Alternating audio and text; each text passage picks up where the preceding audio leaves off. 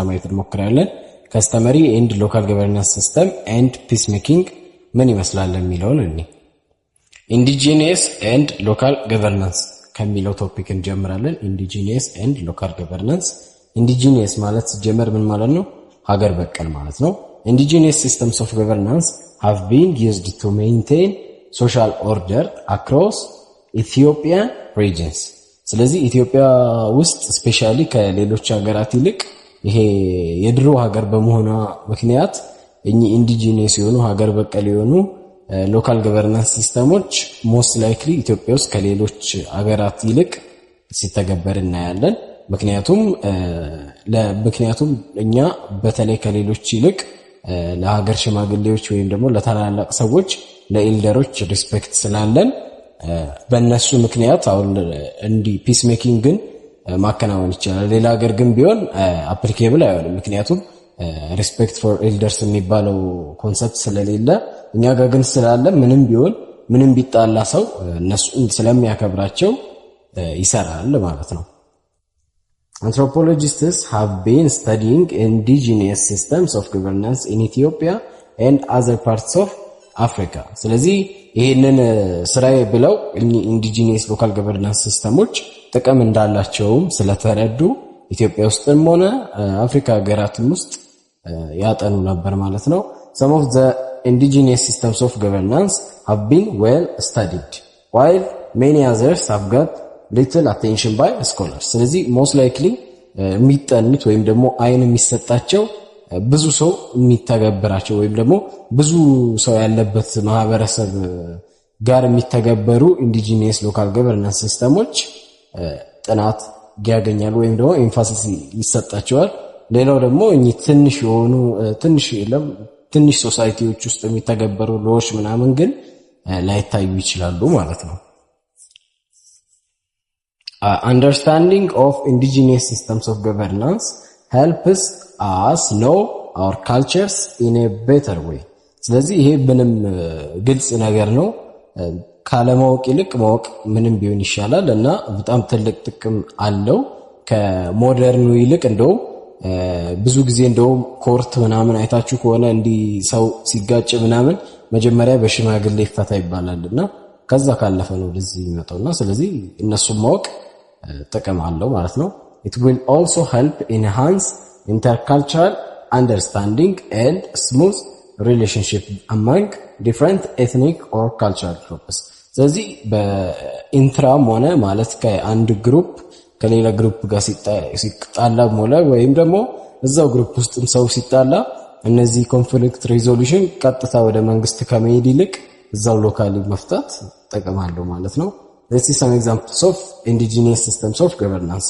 እስቲ እንያቸው ቢያንስ ሶስቱን ለማየት እንሞክራለን።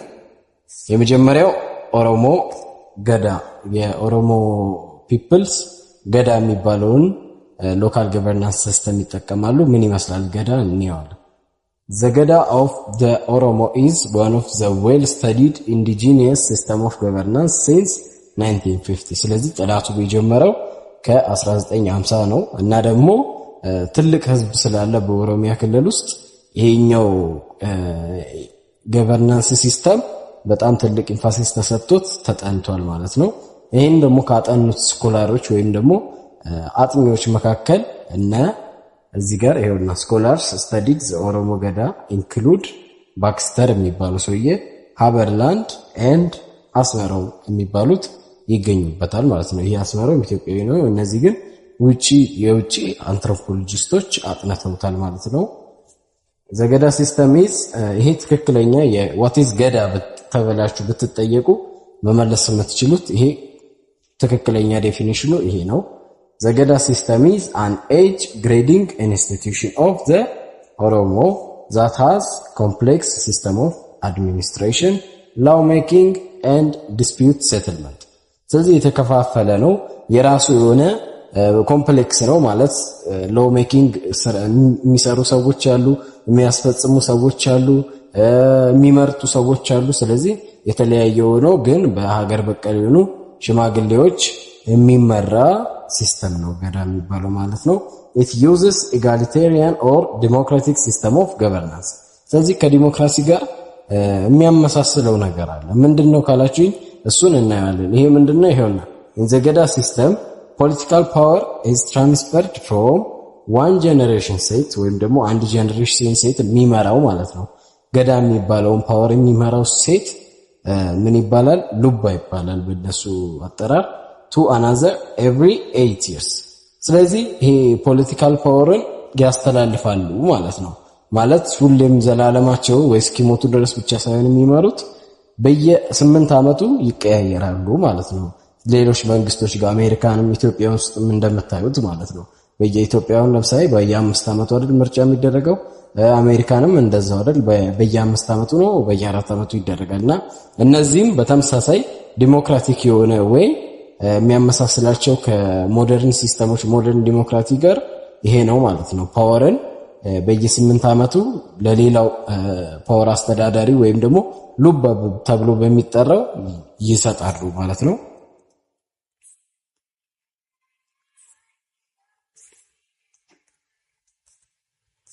Gada officials such as the Abba Gada and Abba Sera serve for 8 years and leave their position to the new generation of Gada officials። ስለዚህ ምንም ጥሩ ቢሰሩም ምንም ደግሞ ባይፈለጉም 8 ዓመታቸውን ይጨርሳሉ። ከዛ በኋላ ግን ፓወሩን ለሌላ ሰው አስተላልፈው ሌላ ለአዲስ ለተመረጠው ሰው ያስተላልፉና ይወርዳሉ ማለት ነው።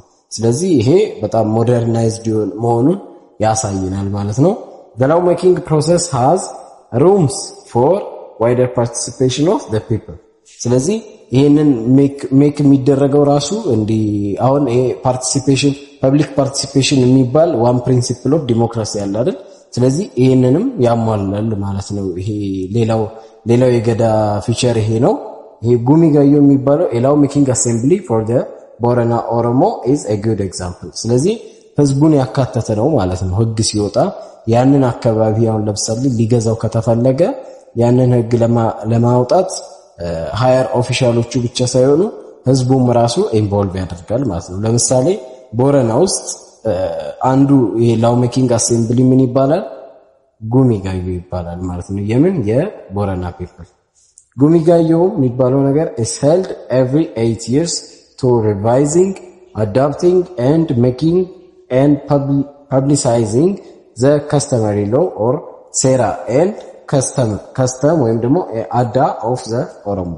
ስለዚህ እኚህ ነገሮች ያደርጋል ይሄ ጉሚ ጋዮ የሚባለው ላው ሜኪንግ አሴምብሊ ማለት ነው።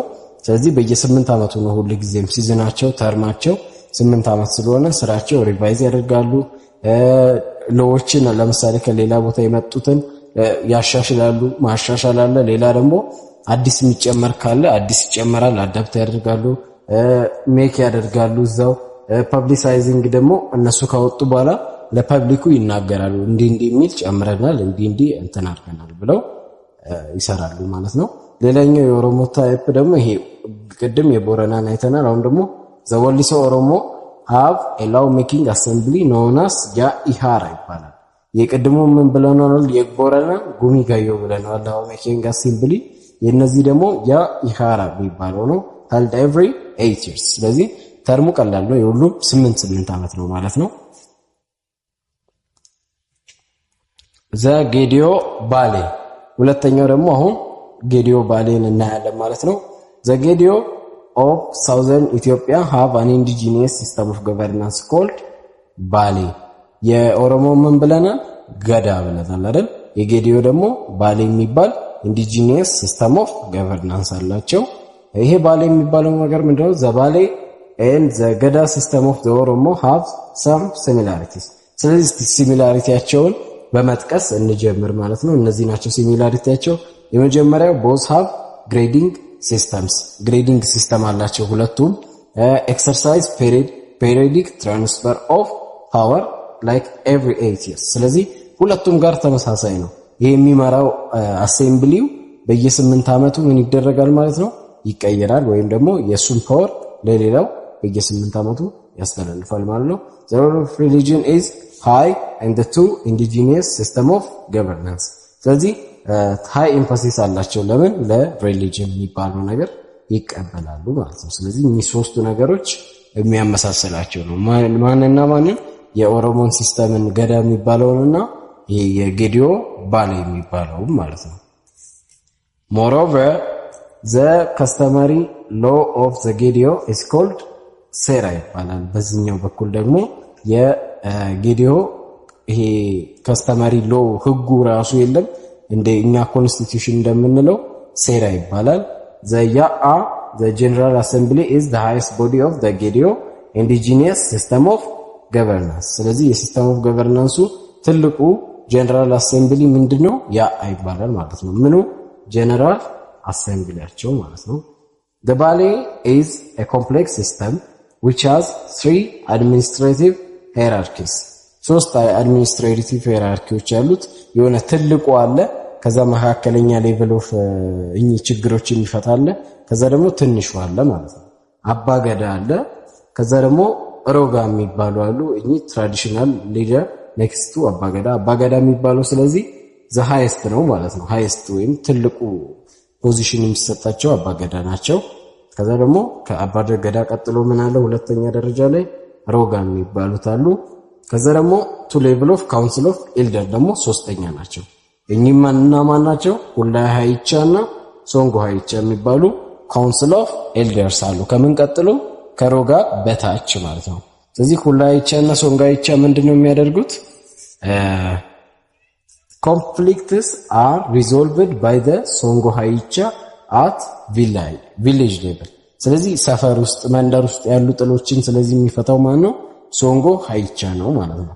ከዛ እነዚህ ግን ሰፈር ውስጥ ያሉ ጥሎች መፈታት ካልቻሉ when disputes are not settled at the village level cases can be referred to the first ወይም ደግሞ to the ሁላ ሃይቻ and finally to the አባገዳ ይሄዳል ማለት ነው። ስለዚህ ከታች ተጀምሮ ነው ወደ ላይኛው ፖዚሽን እስከ አባገዳው ድረስ የሚሄደው እንጂ በአንድ ጊዜ የሆነ ነገር ትንሽም ለትልቁም ወደ አባገዳው አይኬድም ማለት ነው። መጀመሪያ ወደ ሶንጎ ሃይቻው፣ ከዛ ከሶንጎ ሃይቻ ቀጥሎ ወደ ሁላ ሃይቻ፣ መጀመሪያ እዚህ ነው፣ ከዛ ሁለተኛ ወደዚህ፣ ከዛ ሶስተኛ ወደ ሮጋ ይኬድና ፋይናሊ ወደ ወደ አባገዳ ይኬዳል ማለት ነው።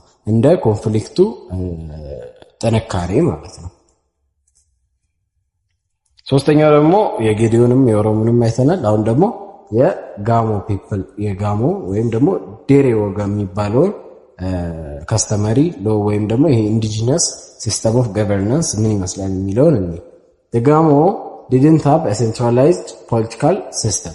ስለዚህ ሴንትራላይዝድ የሆነ እንደሌሎቹ ኢጋሊቴሪያን የሆነ እንደ ጌዲዮና እንደ ገዳ የላቸውም፣ ግን የራሱ የሆነ ግን አለ።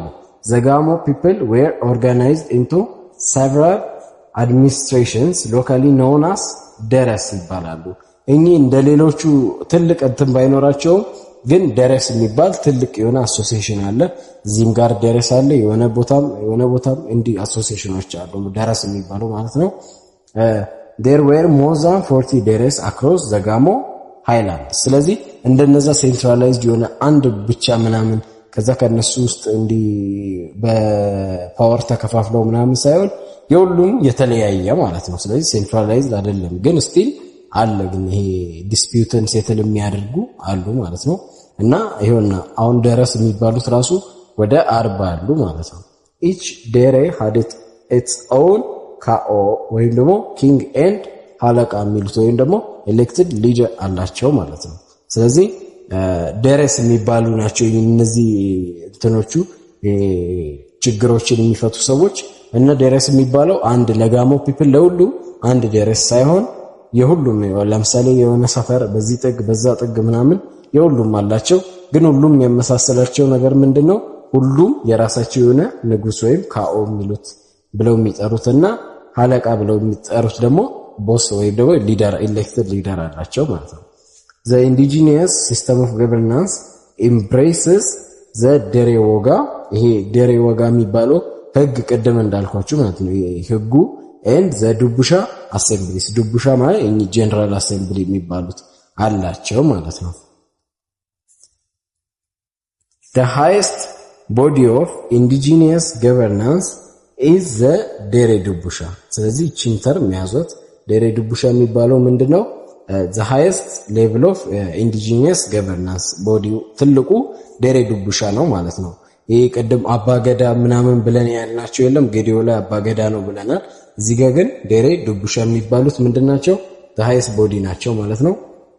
a general assembly that is responsible to make and revise customary laws። ስለዚህ ህዝቡ የሚተዳደርበትን ሎዎች አሁን የዚህ ዴሬ ዱቡሻ የሚባለው ስራው ምንድነው? ጀነራል አሰምብሊ ነው። ስራው ደግሞ ምንድነው? to make and revise customary laws, resolve major disputes that cannot be solved at the lower levels። ስለዚህ lower level ላይ ሁሌም ይታያል ብያቸዋለሁ፣ ታች ይታያል። ከዛ ካልተቻለ ወደ ላይኛው ወይም ደግሞ ዴሬ ዱቡሻ ወደሚባለው ይመጣል ማለት ነው። the Dubusha's assembly has 3 hierarchies።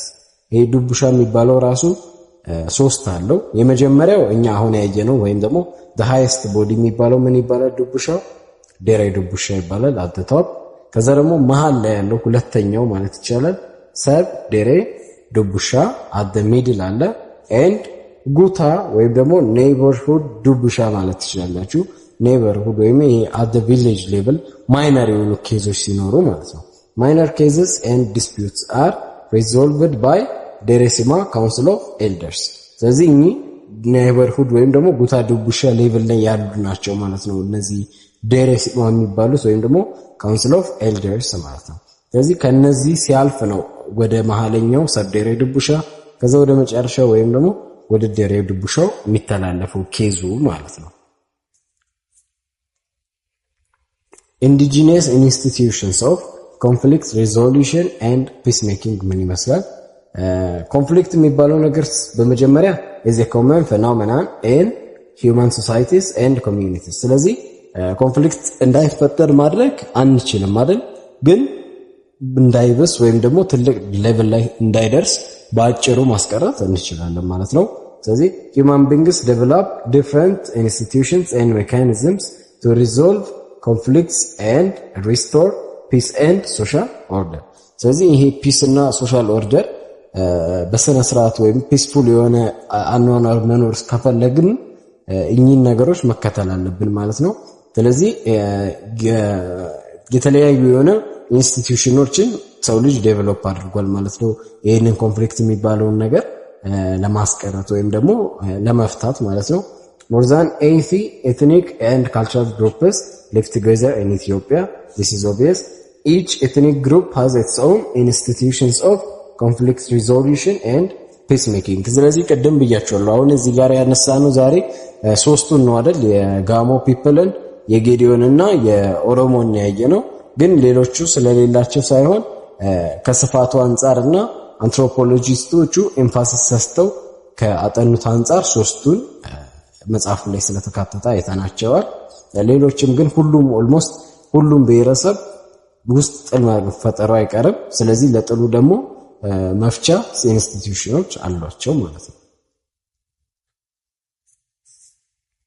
Indigenous institutions of conflict resolution can be divided into 2 main types። ሁለት አይነት ኮንፍሊክት ሪዞሉሽን ሜቶዶች አሉ። ይሄ ችግሮች ሲከሰቱ በትልቅ ሌቭልም ቀደም አይተናል። በሰፈር ውስጥ ያሉ ቀላል ጥሎችን ሊሆኑ ይችላሉ እና ደግሞ ትልቅ ደረጃ የሚያደርሱ ሊሆኑ ይችላሉ። ስለዚህ እነዚህ ነገሮች በሁለት ይከፈላሉ። የመጀመሪያው ኢንትራ ኤትኒክ ኮንፍሊክት ሪዞሉሽን ኢንስቲትዩሽንስ ይባላሉ። እነዚህ ምንድነው ስራቸው? ኢንትራ ማለት ራሱ ውስጥ ነው፣ የሆነ አንድ ነገር ውስጥ ያለ ነው። which addresses conflicts between individuals and groups within the same ethnic group። ስለዚህ አሁን ለምሳሌ ኦሮሞ ካለን ኦሮሞ ውስጥ ያሉ ሰዎች እርስ በራሳቸው ከተጣሉ ይሄ ምን አይነት ኤትኒክ ኮንፍሊክት ነው? ኢንትራ ይባላል ማለት ነው። ውስጥ ራስ በራስ ከሆነ ማለት ነው።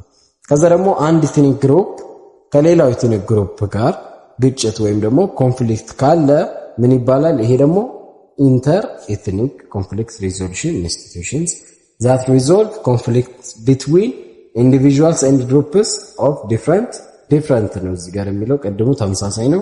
different ethnic groups ማለት ነው።